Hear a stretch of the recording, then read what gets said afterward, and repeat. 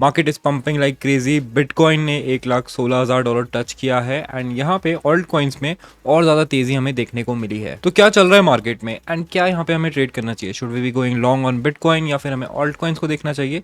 इसके बारे में डिस्कस करेंगे। इसके अलावा क्या यहाँ पे रिवर्सल आने के चांसेस हैं, क्या यहाँ पे मार्केट बुलिश टर्न हो गया है, इसको भी थोड़ा डिस्कस करेंगे। तो make sure to hit the like button, subscribe if you new here. Let's go to the screen and start today's video. तो स्टार्ट करते हैं बिटकॉइन के ही चार्ट से and in the chart we can see कि बिटकॉइन जो है 1,16,260 का लोकल टॉप यहाँ पे टच करके आया है। एंड अगर हम ओवरऑल देखते हैं तो लास्ट टाइम इसने ब्रेक किया था यहाँ पे, जहाँ पे एक बुल ट्रैप सेटअप हुआ था 124 के तक लेके गए एंड उसके बाद एक मैसिव डंप आया।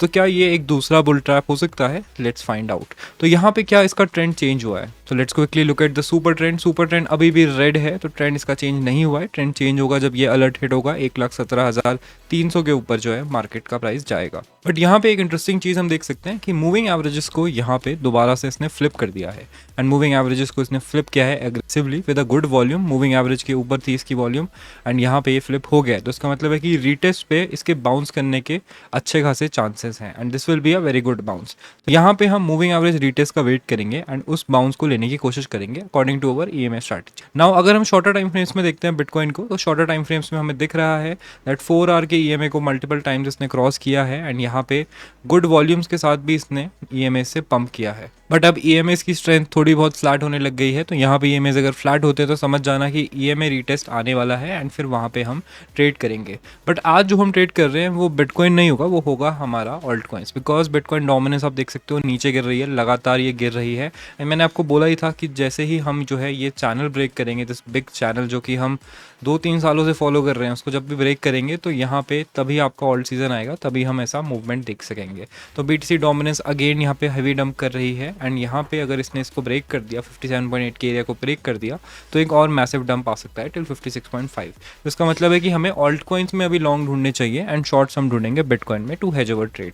तो ऑल्ट कॉइन्स की बात करते हैं। सबसे पहले हम इथीरियम की बात करते हैं। $45-30 पे ये चल रहा है एंड यहाँ पे आप देख सकते हो इथीरियम को लेके काफ़ी लोग जो है कंसर्न हो गए थे, बिकॉज यहाँ पे कुछ खास ब्रेकआउट हो नहीं रहे थे। सारी कैंडल्स जो है डोजी टाइप बन रही थी, म्यूटेड कैंडल्स बन रही थी, कुछ भी क्लियर नहीं हो पा रहा था।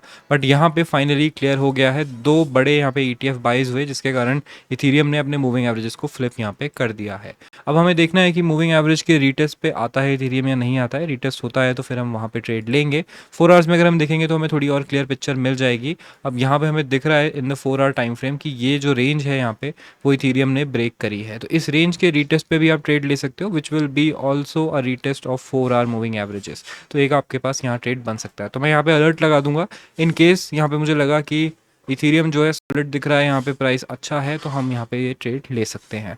नेक्स्ट हम बात करते हैं बीएनबी की। तो बीएनबी में भी काफ़ी तेज़ी हमें देखने को मिली, एक नया ऑल टाइम हाई बनाया। अब ऑल टाइम हाई और बीएनबी का एक अजीब सा रिश्ता है। जब भी बीएनबी ऑल टाइम हाई बनाता है तो उसके आसपास एक अच्छा करेक्शन हमें देखने को मिलता है। तो यहाँ पे अगर आप देखोगे तो एक अच्छी वॉल्यूम कैंडल आपको दिख रही है जिसके साथ एक ऑल टाइम हाई जो है कल बना था एंड इसके अलावा यहाँ पे भी आप देखोगे अच्छी वॉल्यूम कैंडल है जिसके साथ एक ऑल टाइम हाई बना था एंड देन डंप आया था। यहाँ पे हम पीछे भी देखेंगे तो अच्छी ऐसी कैंडल्स हमें देखने को मिलती है, उसके बाद यूजुअली जो है बीएनबी में डंप आता है। अब उसका रीज़न कुछ लोग कहते हैं कि सीएजी जो है कंट्रोल करता है बीएनबी का प्राइस एंड जब भी उसको ऑल टाइम हाई बनाना होता है, जब भी मार्केट बुलिश होता है तो लोगों को बीएनबी पर अट्रैक्ट करने के लिए एक नया ऑल टाइम हाई बनाने की कोशिश की जाती है जो कि सीजी करवाता है। तो this could be a manipulation, you have to watch out for that. लेकिन अगर मार्केट में वीकनेस दिखती है एंड मुझे लगता है कि ऑल्ट कॉइन्स में डंप आ सकता है तो बीएनबी मैं अपनी नोट्स में रखूंगा just to short it. Now ENA की बात करते हैं। ईएनए जो है ज़्यादा कुछ पंप नहीं किया, इवन दो इथेरियम काफ़ी ऊपर गया। ईएनए पे कोई खास हमें जंप देखने को नहीं मिला 3-4 दिनों में एंड यहाँ पे एक इसने इसने एक अच्छा पंप लिया था 9 सितंबर को। उसके बाद इसने जो है पुल बैक लिया है एंड पैसा जो है इथेरियम में फ्लो होना स्टार्ट हुआ है। लेकिन ईएनए ने हमें दिखाया है that it has a lot of strength. इसने काफ़ी बड़े बड़े डंप्स को जो है वापस से कवर अप किया है एंड यहाँ पे ईएनए पे आई थिंक कंटिन्यू हो सकता है pump, but when it flips its EMA, क्योंकि ये इकलौता कॉइन है जो यहाँ पे डाउन ट्रेंड में है, वीकनेस में है, even though Ethereum is pumping. तो यहाँ पे हो सकता है कि ईएनए पे हमें एक अच्छा जंप देखने को मिले। तो उसके लिए हम यहाँ पे एक स्पाइक का वेट करेंगे in the volume volume and spike के साथ अगर मूविंग एवरेज क्रॉस हो जाती है तो that will be our signal कि हम retest of the moving average पे एंट्री लें। तो इस तरीके से हम ENA को यहाँ पे ट्रेड करेंगे। नेक्स्ट कॉइन है हमारे पास ZK। तो ZK को अगर आप देखोगे तो ये जो है इस चैनल में फ्लो हो रहा है, the triangle it is following, and इसके ऊपर ब्रेकआउट करने की कोशिशें हुई है मल्टीपल टाइम्स, एंड यहाँ पे लग रहा है कि एक और कोशिश जल्दी हो सकती है। अगर हम इसको डेली के टाइम फ्रेम पे स्विच करते हैं तो मूविंग एवरेज का क्रॉसओवर भी हमें यहाँ पे देखने को मिल रहा है। कॉइन जिस पे हम अभी ट्रेड ले सकते हैं, थोड़ा सा कम लेवरेज रखेंगे बिकॉज मार्केट ऑलरेडी काफ़ी पंप हो चुका है, हायर लेवरेज है। तो फर्स्ट एंट्री यहाँ पे होगी एंड सेकेंड एंट्री हम जो है यहाँ पे लेंगे अराउंड 0.058 एंड इसका SL हम रखेंगे अगर ये येलो लाइन ब्रेक हो जाती है एंड 4 आवर की कैंडल क्लोज हो जाती है। तो बात करते हैं ENS की। तो ENS का एक स्पॉट बाय जो है मैं इस रेड एरिया में कर चुका हूँ, जो कि मैंने अपनी 20+ ऑल्ट कॉइन्स वाली वीडियो में आपको बताया था। ना यहाँ पे सेकंड बाय करने की अपॉर्चुनिटी है, आप चाहे तो यहाँ पे बाय कर सकते हो, आप चाहे तो एवरेज आउट कर सकते हो अगर आपने काफ़ी ऊपर बाय किया होगा, बिकॉज यहाँ पे एक ब्रेकआउट तो हुआ है ENA पे एंड आप देख सकते हो कि उस ब्रेकआउट के बाद एक रीटेस्ट भी हमें अच्छा देखने को मिला। मूविंग एवरेजेस का भी अच्छा सपोर्ट है 4 आवर्स में, एंड अगर हम डेली में देखते हैं तो डेली में भी जो है यहाँ पे मूविंग एवरेज का क्रॉसओवर लग रहा है कि हो जाएगा व्हेन द डे एंड्स। ये दोनों चीज़ें जो है अच्छे से प्लेस करती है ENS को for a pump, specially Ethereum is pumping. जो प्रॉब्लम है वो ये है कि यहाँ पे डबल टॉप बना है in the 1 hour time frame, and ये डबल टॉप जो है इनवैलिडेट हो जाएगा once we hit this alert.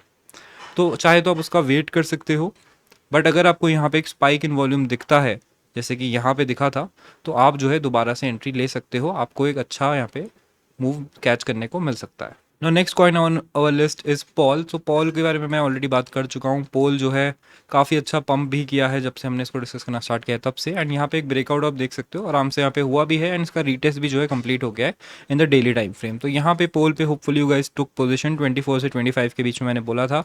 अभी यहाँ से मुझे लग रहा है ये और ऊपर जाएगा तो हम यहाँ पे सेल ऑफ नहीं करेंगे, हम उसको होल्ड करेंगे। नेक्स्ट हम बात करते हैं पेंडल की। सो पेंडल ने जो है यहाँ पे लिक्विडिटी ग्रैब कर लिया है पूरा, एंड यहाँ पे इस अलर्ट पॉइंट पे मैं जो है पेंडल पे एक ट्रेड ढूंढूंगा अराउंड 4.9 से 5 के बीच में। And next we have ZRO का ZK से काफ़ी सिमिलर चार्ट है, एंड यहाँ पे इसका भी जो है ब्रेकआउट का ही वेट चल रहा है। अलर्ट मैंने लगाया हुआ है, अगर अलर्ट यहाँ पे हिट होता है एंड मार्केट लुक स्ट्रॉन्ग या स्टेबल तो मैं यहाँ पे एंट्री लेने की कोशिश करूंगा। चाहे AVAX, तो AVAX का आप देख सकते हो एक क्रेजी ब्रेकआउट हुआ है एंड रीटेस्ट करने जा रहा है, तो 27.29 के आसपास AVAX पे एंट्री ली जा सकती है। Small leverage low risk trade हम इसको लेंगे, एंड SL जो होगा मूविंग एवरेज के नीचे डेली कैंडल क्लोज होगी। जो भी ट्रेड्स डेली में दिए जा रहे हैं समझ लो कि वो ट्रेड्स काफ़ी ज़्यादा स्विंग कर सकते हैं ऑन बोथ साइड्स, तो आपको लेवरेज उसके लिए लो रखनी है बिकॉज डेली का मूवमेंट सिग्निफिकेंटली हाई होता है।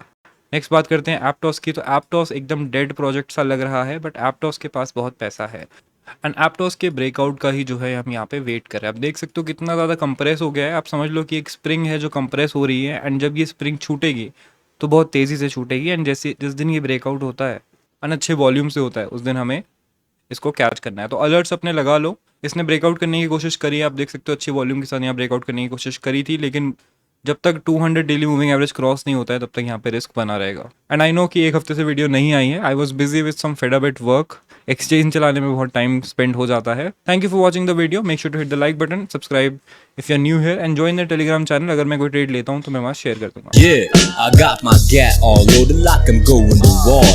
ये रेस पे purchase money in my gaze है बवाल, चाहे 24 घंटे शराबी शोर और मजाल ना किसी की